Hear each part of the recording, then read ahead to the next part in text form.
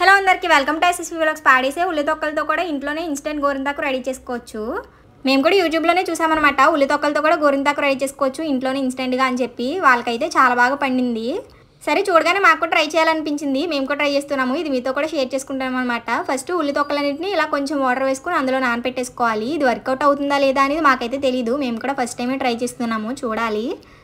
వాళ్ళకైతే మాత్రం చాలా బాగా పండింది. అది ఎంతవరకు నిజమో ఏంటో తెలీదు. కామెంట్స్లో కూడా చూసాము. వాళ్ళకి చాలామంది పాజిటివ్గానే కామెంట్స్ చేశారనమాట. చాలా బాగా పండింది, మేము కూడా ట్రై చేసాము అని చెప్పి. అందుకే మేము కూడా ట్రై చేస్తున్నాం అనమాట. ఇది చేయడం అంత పెద్ద కష్టం కూడా కాదు. సర్లే ఒకసారి ట్రై చేద్దామని చెప్పి చేస్తున్నాము.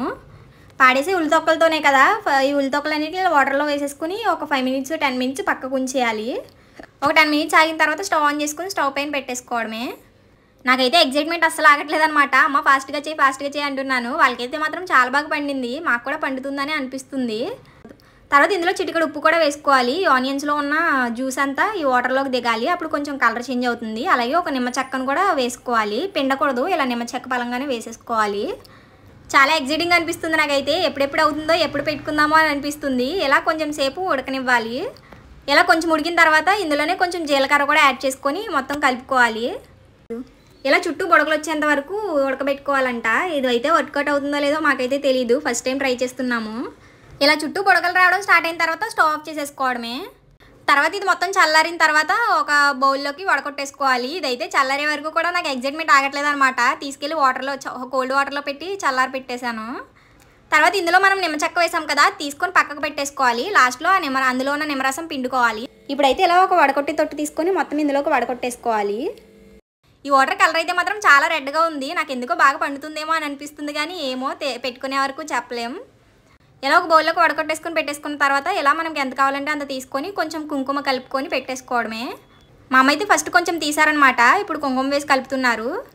ఇలా చేసుకొని వాటర్ని సంవత్సరం అంతా కూడా నిల్వ ఉంచుకొని మనకి ఎప్పుడు కావాలంటే అప్పుడు తీసుకొని ఇలా కుంకుమలో కలుపుకొని పెట్టుకోవచ్చు అంట. కానీ ఇది వర్కౌట్ అవుతుందో లేదో తెలియదు కదా. వర్కౌట్ అయితే ఇంకా చేసుకొని పెట్టుకుంటాము.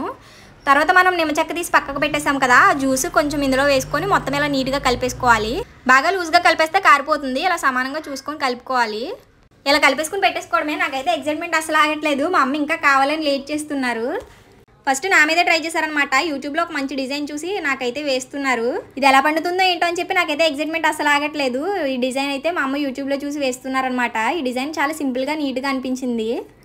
చూడండి, మా అమ్మ అయితే ఇలా పెట్టేశారు. నాకైతే ఈ డిజైన్ చాలా బాగా అనిపించింది. కానీ ఇది ఎలా పండుతుందో చూడాలి. డ్రై అయిపోయిన తర్వాత నేనైతే ఇలా వాటర్లో వాష్ చేసేస్తున్నాను. వాళ్ళకైతే అసలు చాలా అంటే చాలా బాగా పండింది. సేమ్ రియల్ గోరింటాకు ఎలా ఉంటుందో అలా పండింది. నాకైతే అసలు బాగా పండలేదన్నమాట. చూడండి, పారానీలాగా అనిపించింది.